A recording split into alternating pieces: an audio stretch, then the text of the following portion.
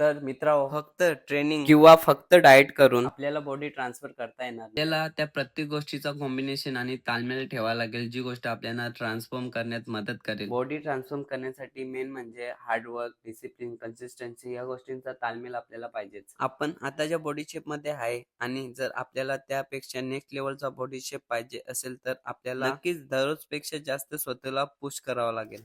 जसं की आपण दररोज जिममध्ये जो वेट उचलतो त्याच्यापेक्षा थोडा जास्त वेट मारायचा किंवा आपले जे रेपिटेशन असतात त्यामध्ये 1-2 रेप जास्त मारून टिल फेल्युअर मसल ट्रेन करायचा. म्हणजे बियॉन्ड द लिमिट, पण इगो लिफ्टिंग नाही. इगो लिफ्टिंग किंवा कोणाला दाखवण्यासाठी काही पण आणि किती पण मारायचं याला काही अर्थ नाही. हे चुकीचं आहे. तर इगो लिफ्टिंगमध्ये काय होतं की इंजुरी होण्याचे चान्सेस असतात.